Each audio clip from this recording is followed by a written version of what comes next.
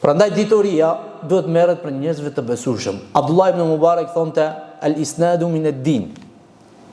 Transmetimi me zinxhir, me senet është prej fejes. Me ditë prej ku e merr ti diturin. Ti e ngon hoxhën, por ky hoxha që është unë këtu, ose ndonjë hoxh tjetër, ku ka mësuar ky hoxha? Ku është ul ky hoxha? A ka marrë fakultet? S'ka marrë. Nëse a ka mësuar te dietarët e hoxhallarët?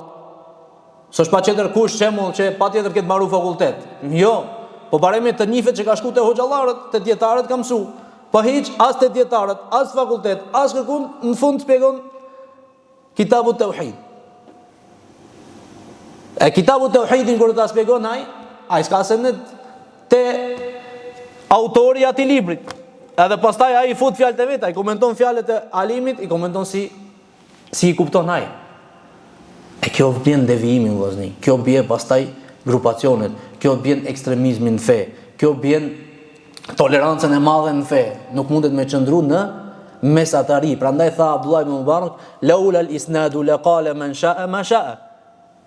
Po mos ishte përcjellja e diturisë, hoxh mas hoxhe, dietar mas dietari, ta dim zinxhirin e këtyre njerëzve, thotë do të thonte në fejen e Allahut azza wa jall çdo kush ka të dëshironte.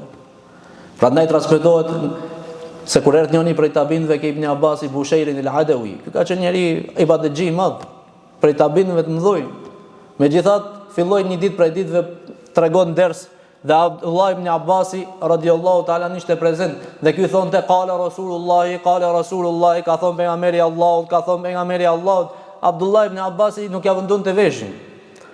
Ky e vërejti dhe i tha, o Abdullah ibn Abbas, djali i Haxhës pejgamberit sallallahu alaihi wasallam, un po them ka thon pejgamberi Allahut dhe ti nuk kushton në vëmendje. Tha, dëgjoj këtu.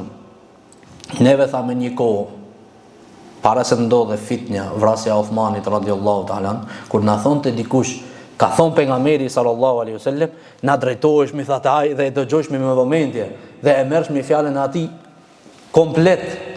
Mirë po tash tha, pasi që çdo kush flet për dinin e Allahut dhe gënjeshtrat janë shpërnda dhe fitnet janë shpërnda, nuk marrim prej çdo kujt.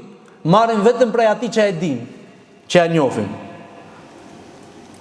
Dhe e dim se pejgamberi sallallahu alaihi wasallam e ka thonë. Kjo ta bën me dije vllazni se çdo kush që del në TikTok, çdo kush që del në Instagram, çdo kush që del në YouTube, çdo kush që del në Facebook, nuk është për të ndjek më një herë. Dhe nuk është për t'ia marrë informacionin e tij dhe komentimin e fejes prej anës së tij me njerë para e vërtetu kush është filani, kush është halani, pe ku është ul ky, ku ka mësu ky, cilët i ka pas hoxhallar ky. Pastaj fjalën çka e thot, a e thot në peshorën e sunetit apo nuk e thot, e pastaj mundesh me shpërndar. Jo çka të pëlqen ty me njerën TikTok tak share.